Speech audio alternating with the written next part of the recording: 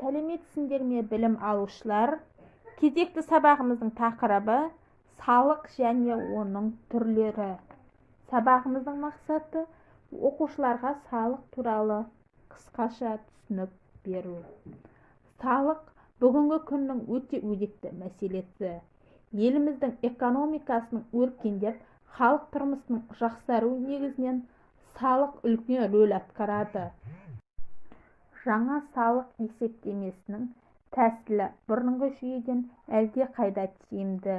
Ол салық саласындағы қызметкерлеріне нақты, дәл есеп жүргізуге мүмкіндік берсе, салық төлеушінің салықшымен тікелей байланыс орнауына жол ашады.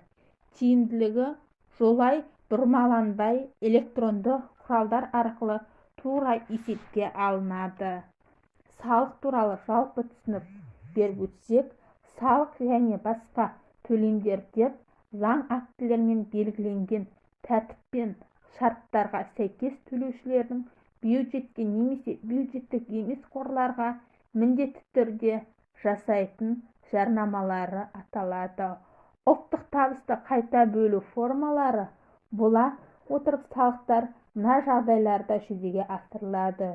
Бөлу жүйесінде пайда болатын қателіктерді жоюға мүмкіндік туғызады. Адамдардың осы немесе басқа әрекеттерін дамуын ынталандырады. Салық элементтері: салық субъектісі, салық объектісі, салық көзі, салық мөлшері, салық жеңілдіктері, салық ставкілері, салық кезеңдері болып бөлінеді. Салық субъектісі салықты төлеушілер, жеке және заңды тұлғалар. Салық объектісі дегеніміз салық есептемесін база, яғни салық не үшін төленетінін қарастырады. Мәселен, табыс, мүлік, тауар, мұра, жер, тағы басқа.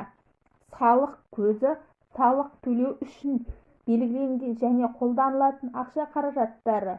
Бұл жалақы, кіріс, дивидендтер, яғни жалақы, кіріс, дивидендтер.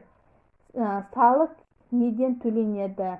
Салық мөлшері салық төлеушінің табысына қарай алынатын салық сомасын білдіреді және шеткі жеңілдікпен орташа нөлдік болып бөлінеді. Салық жеңілдіктері заңға сәйкес салық төлеушіні біртіндеп немесе салық төлеушіден толық босату. Салық объектісі салық базасының өлшем бірлігіне салық есептеушінің шамасын білдіреді. Салық кезеңі салық және бюджетке төленетін басқа да міндетті төлемдерді қатысты белгіленген уақыттың кезеңі. Ол аяқталған соң салық базасы айқындалады және бюджетке төленуге тиіс салық сомасы есептеледі. Салық түрлері: төлем жасау қабілетіне байланысты салықтар тікелей және жанама болып бөлінеді. Тікелей салықтар төлем қабілетіне тікелей пропорционалды болады. Оған азаматтарға салынатын табыс салығы және корпорацияның пайдасына салынатын салықтар жатады. Мүлік салығы әлеуметтік салықтарға жалақы қорына және жұмысшы күшіне салынатын салықтар жатады. Жанама салықтар бұл белгілі тауар мен қызметтерге салынатын салықтар. Дамыған елдердегі салық салу тәжірибесіне сүйенсек, салықтардың жетекші екі түрі болады.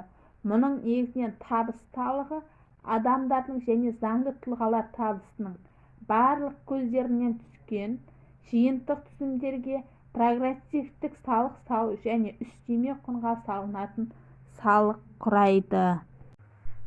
Дамыған елдердің салық жүйесі салықтарды және кәсіпкерлікті ынталандыру үшін пайдаланады.